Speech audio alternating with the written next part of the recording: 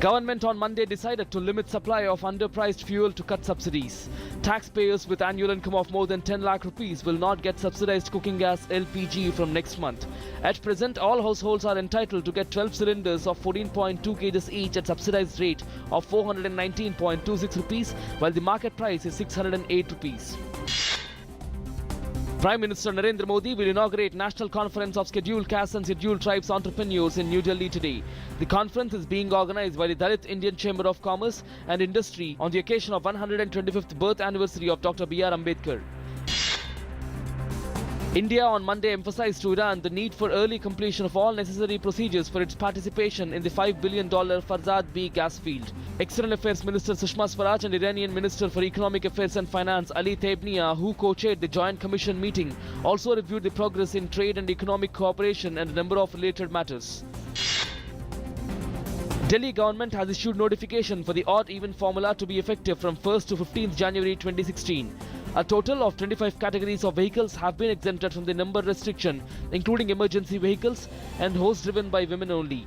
Delhi government would be introducing 3,000 additional buses during the 15-day trial period from January 1st. The University Grants Commission has asked all universities to ensure that there is an online admission system in place from the next academic session. In a letter to Vice Chancellors of various universities, UGC Chairman Ved Prakash said that the progress achieved by the universities in implementing the online admissions will be reviewed in a meeting scheduled in early January. Andhra Pradesh government has signed a memorandum of understanding with the Japanese prefecture to cooperate in economic, academic, tourism, cultural and pharmaceutical sectors. The MOU was signed by Andhra Pradesh Chief Minister N. Chandrababu Naidu and Governor of Japan's Toyama Prefecture, Takazaku Ishii. A suspected Naxal leader who was wanted in at least 15 cases of murder and carrying a reward of 10 lakh rupees on his head was on Monday killed in an encounter in East Godavari district of Andhra Pradesh. The 35-year-old K. Chukka alias Nagesh, who was a member of Sabari Area Divisional Committee of the banned CPI Maoist, was killed in an exchange of fire with police in a forest under the Chinturu police station limits of East Godavari district. In yet another incident of rising crimes in Bihar, another engineer who was working as the quality engineer in the Reliance Telecom company was killed in Vaishali district. The dead body of Ankit Jha, whose neck was slit, was found on Monday. His body has been sent for post-mortem. Earlier on Monday, Special Task Force probing the sensational murder case of two engineers in Darbhanga district detained 4 suspects from adjoining Shehar district. MTNL launched nationwide free roaming from 1st January 2016. With this, the public sector telecom company catering to the two metropolises of Mumbai and Delhi will provide free incoming roaming service to its subscribers across the country. Communication and IT Minister Ravi Shankar Prasad made this announcement at a press conference in New Delhi.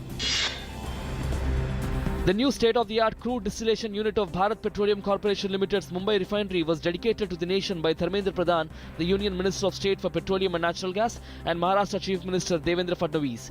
This new integrated crude and vacuum distillation unit of 6 million metric ton per annum capacity has been installed at a cost of 1,419 crore rupees.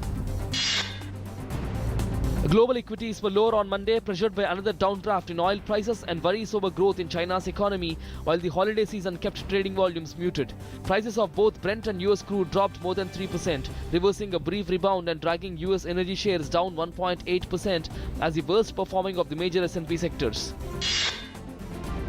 British Prime Minister David Cameron visited the flood-hit historic city of York on Monday as cities, towns and villages across northern England battled to get back on their feet following devastating storms. Around 500 properties were flooded in York, one of Britain's top tourist attractions.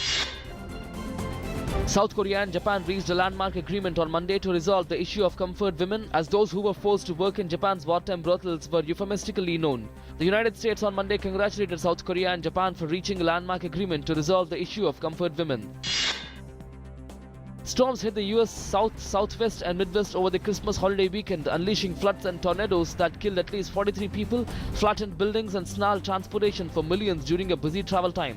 The bad weather or the threat of it prompted the governors of Missouri and New Mexico to declare a state of emergency for their states.